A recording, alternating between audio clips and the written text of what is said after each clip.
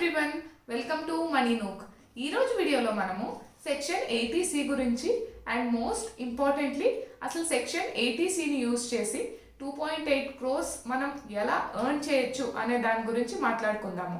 ఒకవేళ మీకు already section 80C గురించి క్లియర్గా ఐడియా ఉంటే ఆ పార్ట్ని మీరు స్కిప్ చేసేయండి. డైరెక్ట్గా దాన్ని యూజ్ చేసి 2.8 క్రోర్స్ ఎలా ఎర్న్ చేస్తాము అనే పార్ట్ని మీరు చూడండి. ఓకే, ఫస్ట్ ఆఫ్ ఆల్ అసలు సెక్షన్ 80C అంటే ఏంటి?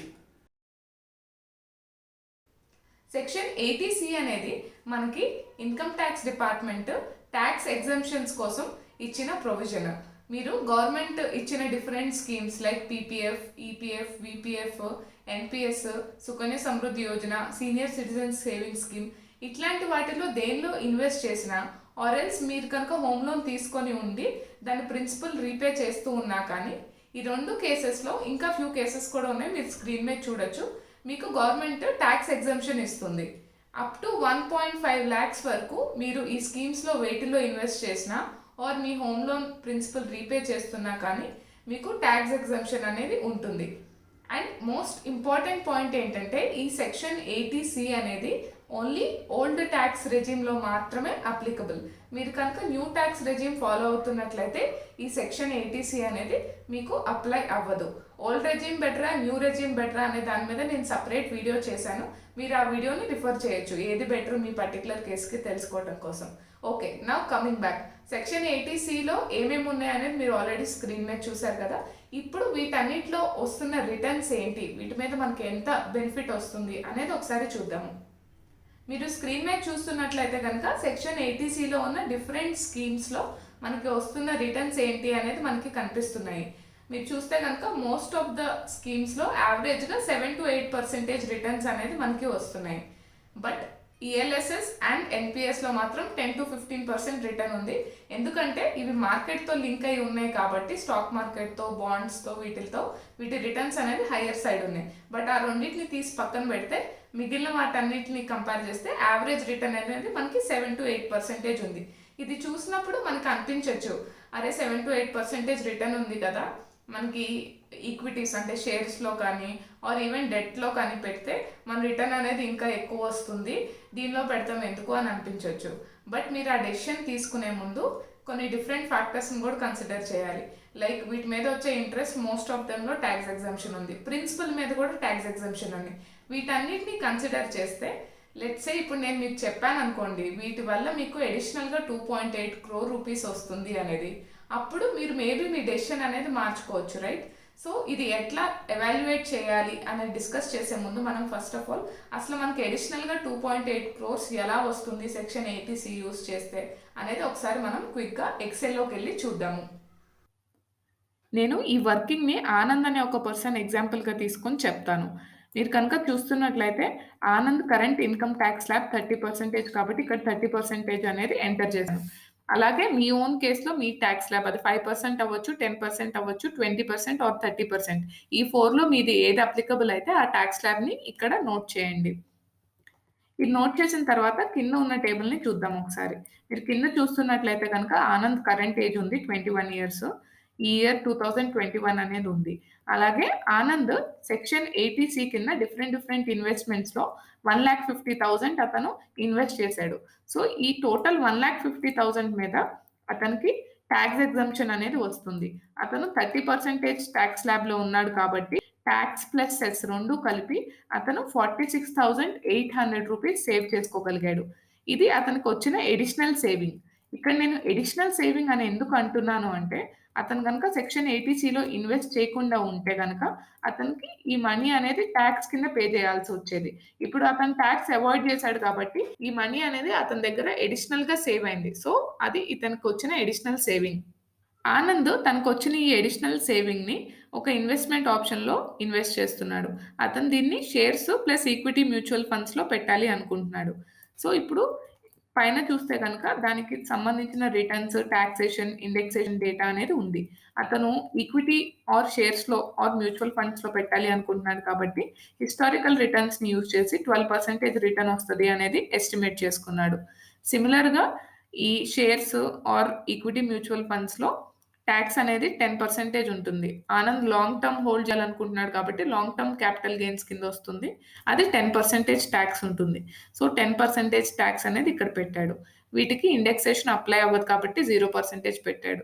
సో ఇవన్నీ పెట్టిన తర్వాత అతనికి ఫైనల్గా పోస్ట్ ట్యాక్స్ ఎంత రిటర్న్ వస్తుంది అనేది క్యాలిక్యులేట్ అయిపోయింది. అది 10.8%. అదే ఇక్కడ రిటర్న్లో కూడా కాపీ అయింది. సిమిలర్‌గా మీరు ఏ ఇన్వెస్ట్‌మెంట్ ఆప్షన్‌లో అయితే ఇక్కడ సేవ్ అయిన మనీని ఇన్వెస్ట్ చేయదలుచుకున్నారో, దాని డీటెయిల్స్ మీరిక్కడ ఫిల్ చేస్తే, మీ కేస్‌లో పోస్ట్ టాక్స్ రిటర్న్ ఏంటి అనేది కూడా మీకు కనిపిస్తుంది. సో, ఇప్పుడు ఆనంద్ కేస్‌లో post tax return 10.8%. So, first year అయ్యేసరికి ఇంత రిటర్న్ వస్తుంది కాబట్టి అతనికి రూ. 5,000 అనేది రిటర్న్ కింద జనరేట్ అవుతుంది. అండ్ టోటల్ బ్యాలెన్స్ 51.8,000గా మారింది. ఇలాగే ఆనంద్ 21st ఇయర్‌లో ఎలాగైతే చేశాడో, తను జాబ్ చేసినంత కాలం ఇలాగే చేయదలుచుకున్నాడు. సో, మీరు చూస్తే గనక లెట్స్ అస్యూమ్ ఆనంద్ 21 ఇయర్స్ నుంచి 60 ఇయర్స్ వరకు వర్క్ చేశాడు అనుకుందాం. సో, ఎవ్రీ ఇయర్ ఇలాగే 1,50,000 సెక్షన్ 80సి ఎగ్జంప్షన్ కింద క్లెయిమ్ చేస్తున్నాడు. అండ్ 30% టాక్స్ స్లాబ్‌లో ఉన్నాడు కాబట్టి ఎవ్రీ ఇయర్ 46,000 సేవ్ చేస్తూ వచ్చాడు. అండ్ ఆ సేవ్ చేసిన అమౌంట్‌ని సేమ్ 10.8% ఫైనల్ రిటర్న్ వచ్చే స్కీమ్‌లో ఇట్లా ఇన్వెస్ట్ చేస్తూ వచ్చాడు. ఇవన్నీ చేస్తూ ఉంటే అతనికి ఫైనల్‌గా 60 ఇయర్స్‌కి రిటైర్ అయ్యేటప్పటికి 2.85 క్రోర్ రూపీస్ అనేది మిగిలింది. మీరు చూస్తున్నారు కదా స్క్రీన్ మీద 2.85 క్రోర్స్. సో, ఇలా జస్ట్ సెక్షన్ 80సిలో ఉన్న ఇన్వెస్ట్‌మెంట్ ఆప్షన్స్‌ని యూజ్ చేసుకోవటం వల్ల, దాని ద్వారా సేవ్ అయిన ట్యాక్స్‌ని ఇన్వెస్ట్ చేయటం వల్ల ఆనంద్ 2.85 క్రోర్స్ ఎర్న్ చేయగలిగాడు. ఇప్పుడు నేను మీకు పవర్ ఆఫ్ కాంపౌండింగ్‌ని కూడా ఈ కేస్‌లో చూపిస్తాను. మీరు ఆనంద్ కేస్ చూసినట్లయితే గనక తను ఫస్ట్ 1 క్రోర్ సేవ్ చేయటానికి ఆల్మోస్ట్ తనకి 30 ఇయర్స్ పట్టింది. 21 ఇయర్స్ నుంచి స్టార్ట్ చేస్తే మీరు చూస్తున్నట్లయితే 50 ఇయర్స్ అప్పుడు అంటే 30 ఇయర్స్ తర్వాత అతను ఫస్ట్ 1 క్రోర్ అనేది సేవ్ చేయగలిగాడు. వెరాస్ నెక్స్ట్ 1.85 క్రోర్స్ జస్ట్ రిమైనింగ్ 10 ఇయర్స్‌లో సేవ్ చేసేసాడు. సో, ఇది కాంపౌండింగ్ ఎఫెక్ట్ వల్లే జరిగింది. మనం మన మనీని ఎంత ఎక్కువ ఇయర్స్ జాగ్రత్త చేస్తే, ఇన్వెస్ట్ చేస్తే లాస్ట్‌లో మనకు అంత ఎక్కువ రిటర్న్స్ వస్తాయి. ఇక్కడ మీరు పైన స్క్రీన్ మీద చూస్తున్నట్లయితే గనక టోటల్ అమౌంట్ వచ్చింది 2.85 క్రోర్స్. కానీ యాక్చువల్లీ అసలు ఆనంద్ ఇన్వెస్ట్ చేసిన అమౌంట్ ఎంతో తెలుసా? జస్ట్ 18,72,000. అంటే అతనికి టోటల్ మిగిలిన డబ్బుల్లో జస్ట్ 6.6% అతను ఇన్వెస్ట్ చేశాడు. మిగిలిన 93, 94% అతనికి జస్ట్ ఇన్వెస్ట్‌మెంట్ ప్రాఫిట్స్ వచ్చి, రిటర్న్స్ వచ్చి అతను జనరేట్ చేయగలిగాడు. ఇలానే మీరు కూడా మీ పర్టిక్యులర్ కేస్‌కి మీ టాక్స్ స్లాబ్, మీరు పెట్టదలుచుకునే investment, returns, tax indexation details పెట్టి మీకు ఎంత సేవ్ అవుతుంది, మీ కార్పస్ ఎంత ఫార్మ్ అవుతుంది అనేది చూసుకోవచ్చు. ఫర్ ఎగ్జాంపుల్ లెట్స్ సే మీరు ఇక్కడ 30% టాక్స్ స్లాబ్‌లో లేరు, 20% టాక్స్ స్లాబ్‌లో ఉన్నారు అనుకుందాం. అప్పుడు మీరు సేవ్ చేయగలిగేది 1,90,00,000 కింద మారిపోతుంది. ఇన్వెస్ట్‌మెంట్ లెట్స్ సే 12% కాదు 15% వచ్చేది పెట్టారనుకోండి. అప్పుడు వావ్! 4 క్రోర్స్ అయిపోతుంది. అదే 10% చేశారనుకోండి, అప్పుడు 1.1 క్రోర్స్ అవుతుంది. ఇట్లా మీ కేస్‌కి తగ్గట్టు మీరు ఎంత సేవ్ చేయగలుగుతున్నారు అనేది మీరిక్కడ చెక్ చేసుకోవచ్చు. ఇలా మీరు సెక్షన్ 80సిని యూజ్ చేసి సేవ్ చేసుకున్న మనీని ఇన్వెస్ట్ చేస్తే మీకొచ్చే టోటల్ ఫైనల్ అమౌంట్ అనేది మీకిక్కడ కనిపిస్తుంది. ఇది ఆఫ్టర్ 20, 30, 40 ఇయర్స్ వచ్చేది కాబట్టి దీని మీద ఉండే ఇన్‌ఫ్లేషన్ ఇంపాక్ట్‌ని మీరు అకౌంట్ చేసుకోవాలి. ఓకే. మీరిప్పుడు చూసారు కదా సెక్షన్ 80సిలో ప్రిన్సిపల్ మీద ట్యాక్స్ లేకపోవడం వల్ల దాన్ని మనం వేరే వాటిలో ఇన్వెస్ట్ చేసి అడిషనల్గా 2.8 క్రోర్స్ ఎలా క్రియేట్ చేశాము అనేది. ఇప్పుడు మీరు వేరే స్కీమ్స్తో అంటే సెక్షన్ 80సి ఉన్న స్కీమ్స్ని వేరే ఆప్షన్స్ ఈక్విటీస్ కానీ డెట్ కానీ గోల్డ్ కానీ ఇట్లా మీరు కంపేర్ చేసేటప్పుడు యాక్చువల్ రిటర్న్స్తో పాటు మీరు దీన్ని కూడా యాడ్ చేసుకొని కంపేర్ చేసుకోండి. ఇదే కాదు మీరు ఏ 2 ఆప్షన్స్ని కంపేర్ చేస్తున్నా కానీ అసలు దాని రిటర్న్స్ ఎలా ఉన్నాయి, దాని టాక్సేషన్ సిస్టమ్ ఎలా ఉంది, ఇండెక్సేషన్ ఎలా ఉంది, ఈ ఫ్యాక్టర్స్ అన్నిటినీ కన్సిడర్ చేసుకొని ఫైనల్ నెట్ రిటర్న్ అనేది కంపేర్ చేసుకోవాలి. అది చేసుకోవటం ఎట్లా అనేది నేను సపరేట్ వీడియో అప్లోడ్ చేశాను ఈ రిటర్న్స్ కంపారిజన్ గురించి. మీరు ఆ వీడియోను ఒకసారి రిఫర్ చేయండి. అండ్ నేను నెక్స్ట్ వీక్ నుంచి ఈ సెక్షన్ 80సిలో ఉన్న డిఫరెంట్ స్కీమ్స్ గురించి అనాలిసిస్ పెడతాను. ఆ అనాలిసిస్ పెట్టేటప్పుడు వాటికి ఉన్న యాక్చువల్ రిటర్న్తో పాటు ఇలా మీరు ప్రిన్సిపల్ మీద ట్యాక్స్ సేవ్ చేయటం వల్ల మీకు అడిషనల్గా క్రియేట్ అయ్యే రిటర్న్స్ని కూడా నేను చూపిస్తాను. సో మీకు కనుక ఈ వీడియోలో కంటెంట్ నచ్చినట్లయితే కనుక దీన్ని లైక్ చేయండి, కమెంట్ చేయండి అండ్ ఆల్సో మీ ఫ్రెండ్స్కి షేర్ చేయండి. And please subscribe to Money Nook. Thank you and bye.